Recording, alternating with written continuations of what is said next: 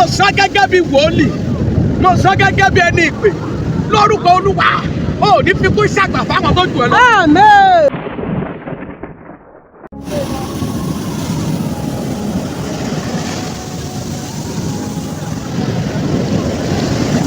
Olúwa mò ń bẹ̀ ọ́ o, Olúwa mò ń bẹ̀ ọ́ o, máa jẹ́ fi kú ṣàgbà fáwọn tó jù mí lọ. Ọlọ́run agbẹ́gẹ́sù ọmọ ń bẹ̀ ọ́ o, Ọlọ́run Orímọládé mo máa ń bẹ̀ ọ́ o, máa jẹ́ fi kú ṣàgbà fáwọn tó jù mí lọ.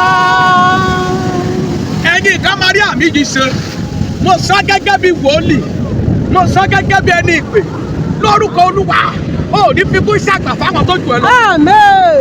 Bí Ọlọ́run bá lè pè mí ní tòótọ́, àdàbí tó bá jẹ́ pé ibi ló pè mí tàbí èmi ni mo pera mi, bó bá jẹ́ lóòótọ́ wòlíì ni mí tí mo sì jáde látara wòlíì, gbogbo ìwà tó ń wò mí má jẹ̀mú ikú òjijì lórí rẹ lórúkọ Jésù kó gbiná. Àmín. Ọkọ̀ gòdì ẹ̀mí pin ó gbiná. Àmín. Gbogbo ẹni tó ní pé kò kú ṣáájú ògo rẹ lórúkọ Jésù Kristi májẹ̀mú yẹn á yẹ̀. Àmín. Májẹ̀mú yẹn á yẹ̀. Àmín. Àwọn ogun láyé rẹ̀ á fi wọ́. Àmín. Látòní lọ ikú òjijì yẹ̀ lórí rẹ̀. Àmín. O ò ní bá wọn púpọ̀ àwọ̀. Àmín. Ó fẹ́ bá mi ṣe rẹ̀ yẹn, ọba tí rẹ̀mí ẹ̀dá padà, ó máa rẹ̀mí rẹ̀ padà. Àmín. Mo pín lórúkọ Jésù, bó o ṣe ń fomi wẹ̀, yóò mu omi, gbogbo ọba òjijì lára rẹ̀, ó yá bẹ̀rẹ̀ sí ni máa tọ́ máa jẹ. Àmín. Bẹ̀rẹ̀ sí ni máa jà mọ́ ìjẹ́. Àmín. Ó ti di aṣẹ́gun. Àmín. Ìwọlẹ̀ rí kan. Àmín. Jésù Olúwa wa.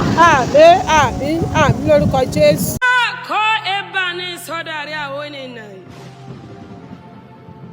Era bubali atadomirani sharia wolila.